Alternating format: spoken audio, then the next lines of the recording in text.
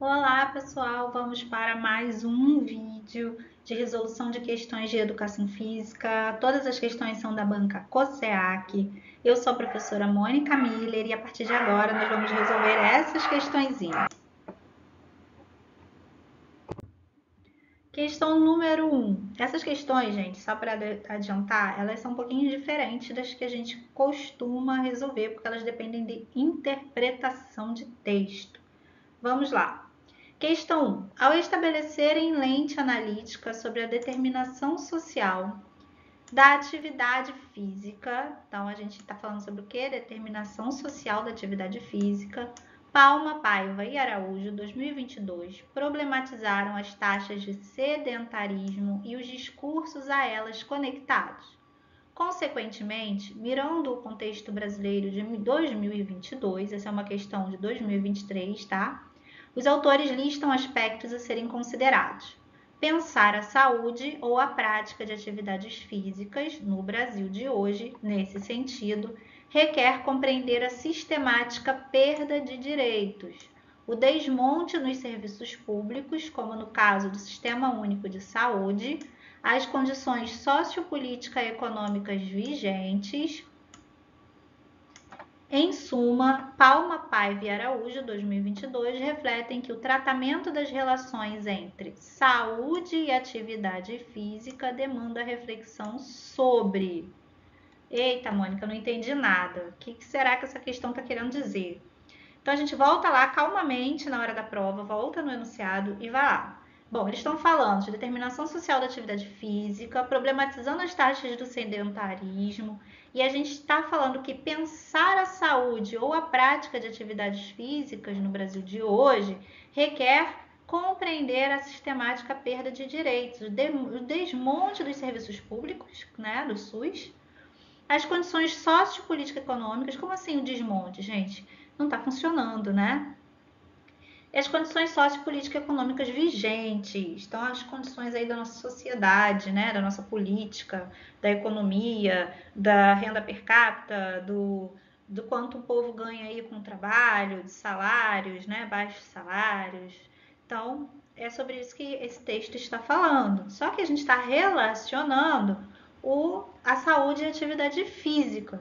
Então, para que, né, isso seja problematizado, que essas taxas de sedentarismo, que a gente sabe que não depende só da pessoa querer ou não fazer uma atividade física, né? Muitas vezes esse contexto que foi citado anteriormente, ele é determinante para que a pessoa consiga ou não fazer atividades físicas, né?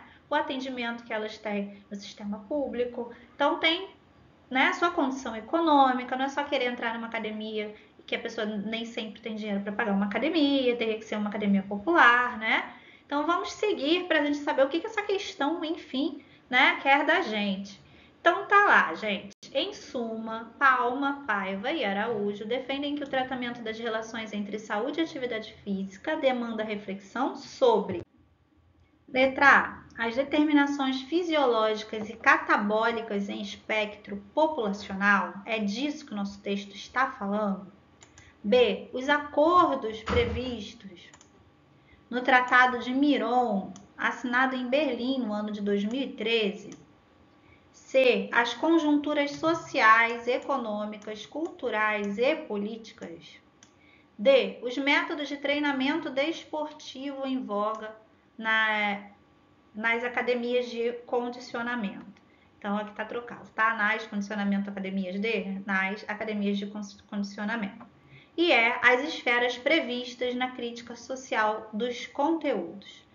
Crítica social. A gente misturou tudo essa questão e a gente estava com a resposta no enunciado. Então, prestem atenção que muitas vezes, quase todas, a resposta está no enunciado, tá? Vamos lá, qual você respondeu? Vamos para a resposta certa? Bom, gente, a resposta certa é a letra C. As conjunturas sociais, econômicas, culturais e políticas. Apesar do enunciado estar falando sobre obesidade, né, ela estava ali questionando o contexto socioeconômico, cultural e político. Então, não se enganem, tá? A resposta não seria a letra B, o acordo tratado no Tratado de Miron. Às vezes a gente não sabe, vai lá e marca uma que a gente não tem noção, né? Não faça isso. Leia o enunciado e a resposta vai estar no enunciado, ok? Vamos para a próxima? Então, gente, vamos seguir. Número 2, a sistematização do conteúdo é fundamental para... Então, a gente está falando de conteúdo, sistematização do conteúdo é fundamental para a construção de um processo de ensino-aprendizagem crítico na educação física escolar. Então, eu estou falando de quê, gente? Sistematização do conteúdo, eu estou falando de currículo. Nesse sentido, de acordo com Soares et al., 2012, os princípios curriculares fundamentais para a seleção e organização do conteúdo são... Então, gente, quais são os princípios curriculares fundamentais? Para que a gente entenda o que é currículo, a gente tem que entender que todo conhecimento de uma sociedade que é sistematizado para ser ensinado na escola, ele se chama currículo, né? Então, currículo é aquilo que a gente vai ensinar. Lembrando que a gente tem um currículo oculto, né? Que são... componentes aí do currículo que eles já estão implícitos, né? A gente não diz, vou ensinar os alunos a terem respeito pelo colega, né? Até que muita coisa já está na lei, a BNCC trouxe muita coisa socioemocional, né? Para que a gente trabalhe, para que não fique só no currículo oculto, mas que seja um currículo, né, vivo ali. O currículo é vivo, o currículo é flexível, tá? Então, a gente falando de currículo, vamos lá, quais seriam os princípios curriculares fundamentais? Se você nunca estudou, não parou ainda para falar ler sobre o currículo, vamos tentar... Todas essas disciplinas que falam de currículo, da parte didático-pedagógica, a gente tem no curso da Miller Connect, disciplinas didático-pedagógicas, lá tem toda a legislação. E em uma semana, se você pegar firme ali, assistir todos os vídeos, responder tudo resolução de questão, na aula no formato dessa aqui, tá? Só que essas perguntas não tem lá. Lá é básico, fundamentos da educação, tá? Tem perguntas parecidas e explica para você de onde sai, de qual documento que saiu o currículo, de qual documento saiu todas essas ideias que a gente utiliza na educação, tá bom? Porque tudo sai de um documento normativo ou de uma lei, ok? Então, vamos lá. Então, vamos analisar com o que a gente conhece, né? O que faz sentido pra gente. A relevância social do conteúdo. Vocês acham que para um currículo, para fazer diferença na vida do aluno, ele tem que ter uma relevância social, ou seja, uma importância social, uma importância para aquela sociedade? Contemporaneidade do conteúdo, ele tem que ser atual, perfeito. Adequação às possibilidades sociocognoscitivas do aluno, perfeito, ele tem que ser adequado, né? Simultaneidade dos conteúdos enquanto dados da realidade, eles têm que estar caminhando lado a lado com a realidade, com o que acontece na nossa sociedade? Perfeito. Espiralidade da incorporação das referências do pensamento? Perfeito. Por quê, gente? O nosso ensino acontece de forma espiral, ou seja, não é uma linha crescente, né? A gente precisa sempre fazer conexão com aquilo que a gente já aprendeu para a gente ir aumentando o nosso conhecimento, ok? Para que a gente vá subindo, mas a gente não sobe de uma vez, a gente sempre tem que fazer referência àquilo que já foi aprendido, por isso, espiralidade, tá? Da incorporação das referências do pensamento, perfeito, e provisoriedade do conhecimento. Todo conhecimento, ele é provisório até que a gente aprenda algo novo, ok, né? A ciência tá aí, sempre descobrindo algo novo. Perfeito, letragem é nosso gabarito, tá? Mas vamos ler aí as outras questões que eu quero ensinar vocês a resolver as questões. Vamos lá. B. Análise de habilidades emancipatórias dos alunos. Habilidades emancipatórias dos alunos. Então, meu currículo vai ter que ensinar o aluno a emancipar, é fazer sozinho, né? Ser responsável por ele mesmo. Contemporaneidade do conteúdo, beleza. Adequação às possibilidades sociocognitivas do aluno, perfeito. Simultaneidade dos conteúdos enquanto dados da liberdade, não, gente. Dados da nossa realidade, tá? Então, essa aqui já estaria errada. Nossa B já não seria o nosso gabarito. Seguindo. Relevância social, contemporaneidade do conteúdo, adequação apenas das capacidades motoras, e apenas a gente já marca, né? Porque restringe. Das capacidades motoras dos alunos, não, gente, não é somente isso. Eu nem vou continuar lendo na minha prova, não vou perder tempo, eu vou riscar essa, tá? D. Análise das competências técnicas dos alunos. Não, gente. Contemporaneidade do conteúdo, ok. Adequação às possibilidades cognitivas do aluno, ok. Simultaneidade dos conteúdos enquanto dados da realidade popular. Da realidade popular, não, né? Da realidade daquela sociedade, não sempre popular, né? Às vezes científica também, lógico. Espiralidade da incorporação das referências do pensamento, ok. Provisoriedade do conhecimento, ok. Então, a análise das competências técnicas dos alunos, gente, a gente já arrisca, tá? A escola não é lugar, falando de currículo, para você analisar apenas as competências técnicas desses alunos. E letra E, relevância social do conteúdo, beleza. Contemporaneidade do conteúdo, beleza. Adequação às possibilidades cognitivas do aluno, beleza, tá igualzinho a letra A. Simultaneidade dos conteúdos enquanto dados da realidade popular. Espiralidade da incorporação das referências do pensamento e provisoriedade das características biopsicossociais dos alunos. Aqui matou a questão, não é? Ok? Então, resposta certa, nossa letra A. Então, a relevância social do conteúdo, contemporaneidade do conteúdo, adequação às possibilidades sociocognitivas do aluno, simultaneidade dos conteúdos enquanto dados da realidade, espiralidade da incorporação das referências do pensamento e provisoriedade do conhecimento. Perfeita, nossa letra A. Vocês viram que é interpretação, né? Interpretação de texto. Número 3. Ela é grandinha, eu dividi em duas para ficar melhor de vocês enxergarem a questão. 3. Com inspiração em Paulo Freire. Gente, pode ter certeza de que Paulo Freire vai cair na sua prova, tá? Com inspiração em Paulo Freire, a teoria pedagógica da educação física escolar crítico-libertadora, lembrando aí da pedagogia libertadora de Paulo Freire, né? Pedagogia da autonomia. Paulo Freire defende a liberdade, né? Enquanto uma alternativa crítica para a área é apresentada para o Bosley, 2003, página 71, como alinhada pelo corpo do oprimido. Paulo Freire fala muito da pedagogia do oprimido, do corpo consciente e por uma ontoepisteme libertadora. No desenvolvimento de suas notas sobre a supracitada teoria, o autor mobiliza o conceito freiriano de ser mais. Ser mais. Como? Como será que esse autor vai falar do nosso Paulo Freire? Gente, Paulo Freire... o que Paulo Freire tem a ver com educação física? Tem tudo a ver com educação física. Ele tem tudo a ver com liberdade, mas não é liberdade no sentido do aluno fazer o que ele quer, né? Liberdade no sentido de poder falar, de ter sua vez de fala, de ser respeitado em sua história, né? De ter a sua participação na aula, na construção da aula. Então, Paulo Freire tem muito a ver, né, com a teoria pedagógica crítico-libertadora. A gente chama de teoria libertadora de Paulo Freire, pedagogia libertadora de Paulo Freire, tá? Vamos lá. Então, como será que esse autor mobiliza o conceito freiriano de ser mais? A originalidade de construção de uma... vou marcar aqui, originalidade de construção de uma educação física que contemple a superação e a história de vida dos corpos pelas valências corporais registradas como atividades físicas, de ser mais rápido, de ser mais forte, de ser mais alto. Gente, a gente tá aí com as pedagogias, né, vindo contrário ao tecnicismo, contrário à aptidão física, tá? Paulo Freire jamais pensaria dessa forma, ok?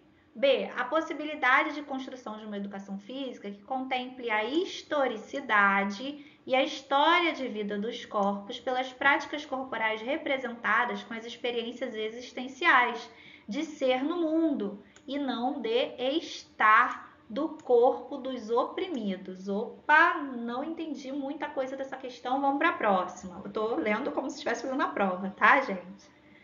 C. O método de desenvolvimento, já que falando de método, de desenvolvimento de uma educação física que reconheça as múltiplas dimensões da performance dos corpos pelo espectro das atitudes grafadas nos movimentos culturalmente adquiridos e, de fato, incorporados socialmente.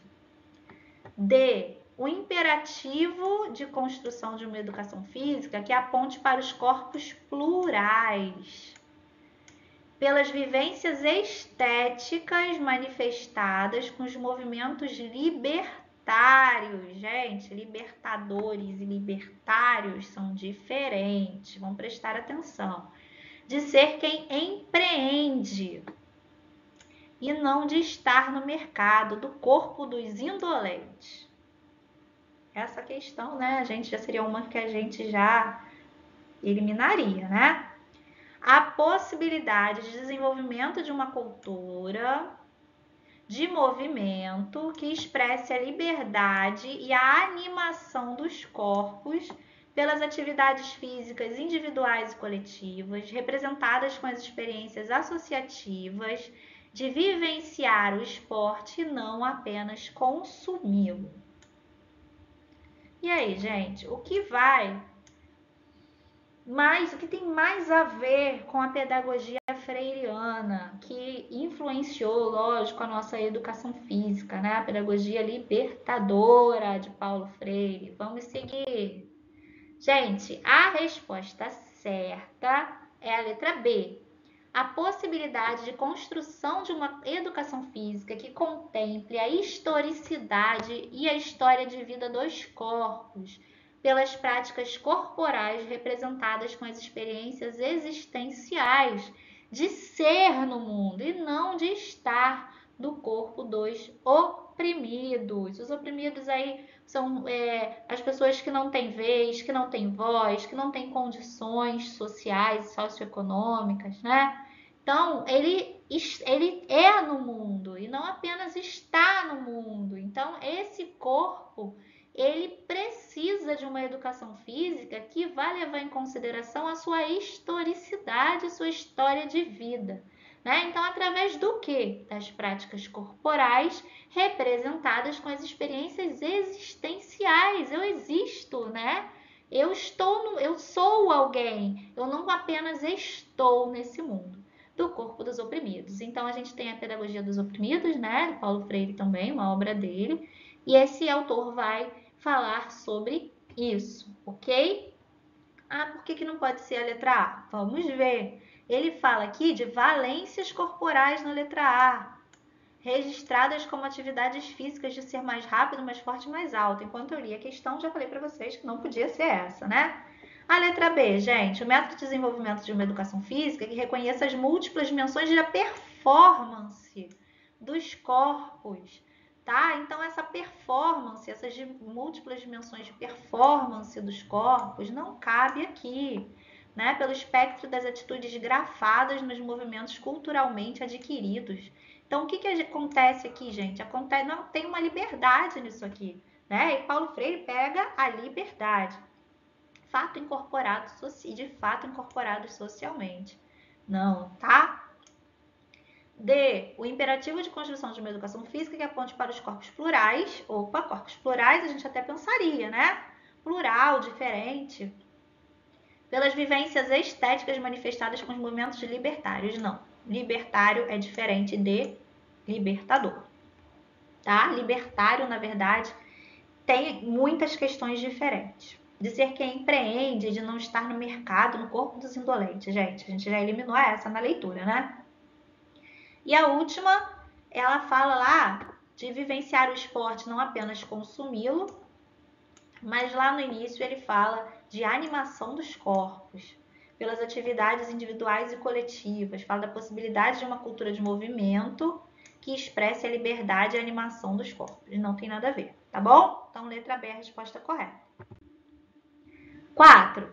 Ao refletir sobre as possíveis interfaces entre a educação política e a educação sensível, a outra de Paulo Freire, gente, na mesma prova, tá? Outra de Paulo Freire, então a gente vê como a banca gosta de Paulo Freire. Prodóximo, 2023, assinala como uma necessidade central da pedagogia freiriana o diálogo. Outra palavrinha aqui que a gente tem que incorporar aos nossos pensamentos freirianos: diálogo, que pressupõe uma escuta ativa e atenciosa, exigindo amor, humildade, fé e confiança. Logo, como se pensa a relação educador e educando, o diálogo possibilita a emancipação humana e o ser mais, olha de novo, gente, na mesma prova, assumindo que todos são seres inacabados. Desse modo, quando busca articulação com o contexto da educação física escolar, a autora propõe também que o diálogo, vamos lá ver a resposta. A. Extrapola o verbal e que o contexto do referido componente curricular é bastante propício para o diálogo dos corpos e dos gestos. Olha que lindo, gente, já está alinhada a nova BNCC. Fala de componente curricular. É bastante propício para o diálogo dos corpos e dos gestos. Será que é essa? B. Incorpora o verbal e que o contexto do referido componente curricular é inamistoso para o diálogo dos corpos e dos gestos. O que seria amistoso? Amistoso, amigo. O que seria inamistoso? Uma coisa que não é compatível, que não é amigável, que não combina, certo? C. Acolhe o monólogo. Gente, a gente está falando em diálogo, como é que a gente vai acolher o monólogo? Mas vamos terminar de ler. E que o contexto do referido componente curricular é propício para o gerenciamento dos corpos e dos movimentos.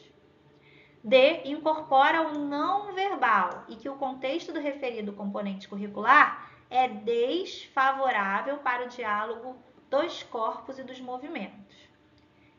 Acolhe o educando e que o contexto do referido componente curricular é inamistoso para o diálogo dos corpos e dos gestos. Como eu falei no início, gente, essa prova é de interpretação, né? É de educação física específica, é uma prova de 2023 da Banca COSEAC, mas olha o nível dessa prova, tá? Vamos lá, vamos ver a resposta.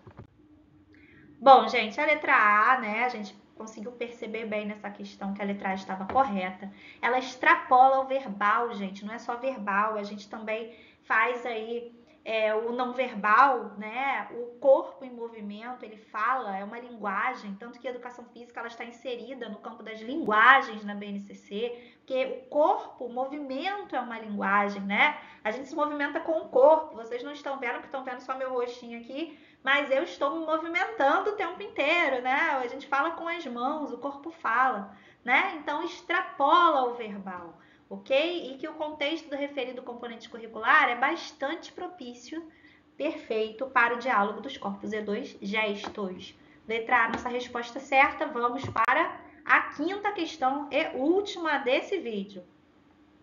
No âmbito da educação física escolar, existem diversas abordagens teóricas que contribuem para o desenvolvimento do processo pedagógico da presente disciplina. Nesse sentido, Soares et al., 2012, destacam que a perspectiva de educação física escolar, que tem como seu objeto de reflexão a cultura corporal, contribui para a. Então, a gente tem aí, nessa questãozinha, o quê? Ele fala que existem diversas abordagens teóricas, como eu falei para vocês em outra, acho que foi em outro vídeo, no vídeo passado, que surgiram abordagens teóricas para desbancar o tecnicismo, né? Existiram tendências, inclusive da pedagogia, né, para fazer diferente, né? A gente tem na educação física a pedagogia renovada, porque a gente vai renovar, a gente vai fazer diferente na educação física, diferente, a gente vai incluir, né? A gente vai não querer só a aptidão física, considerar a aptidão física, o desempenho dos alunos. Então, então surgiram abordagens teóricas, muitas delas são importadas, né, de outros países, de outros teóricos, de psicólogos, mas enfim, isso serviu para quê? Vamos lá. Tem seu objeto a reflexão da cultura corporal, contribuiu para a afirmação de uma identidade que desconsidera os conteúdos clássicos. Vamos marcar o desconsidera os conteúdos clássicos? B, construção de uma sociedade orientada pelos estudos culturais. C, afirmação dos interesses das camadas populares. O que vocês acham, gente? D, construção de indivíduos que buscam assimilar uma liberdade de mercado. Gente, falou em liberdade de mercado, colocou. Lógico que nossa BNCC também defende a educação para o trabalho, mas é uma educação que, quando o indivíduo tiver a idade de trabalhar, ele vai estar pronto, né? Não essa história de liberdade de mercado tão forte assim, né? Como se fosse apenas para isso, tá? Letra E, a construção de uma educação que possui como norte os conteúdos populares. Então, voltando lá no nosso enunciado, ela falou sobre o quê? Sobre as abordagens teóricas, sobre o desenvolvimento do processo pedagógico da presente disciplina, falou que a perspectiva da educação física escolar tem seu objeto de reflexão a cultura corporal. Da onde vem essa cultura corporal, gente? Essa cultura corporal, ela é herança, né? O que uma sociedade acredita de importante nos movimentos, nos esportes, nas danças, né? A cultura corporal daquele povo. Então, se eu estou falando em cultura corporal de um povo, eu vou estar dando a resposta para vocês, que é a letra C, a afirmação dos interesses das camadas populares, porque é o povo, é para todos, né? Depois de 1985, a gente teve aí, depois da ditadura, né, a gente teve esse retorno, como era a pedagogia, a abordagem pedagogicista, que foi antes da ditadura, né, aí veio a ditadura militar, a gente foi para abordagem esportivista. Então, a gente, depois dessa abordagem esportivista, né, do Brasil aí campeão, a Copa do Mundo, Pelé, então a gente vem aí ver o atleta herói, né? Depois disso, a gente volta para o movimento de educação física para todos, né? Todos têm o direito de se movimentar, de expor a sua cultura corporal, né? Então, a resposta certa é a afirmação dos interesses das camadas populares, ok? Então, contribui para isso, reflexão da cultura corporal. Então, a gente tem aí, né,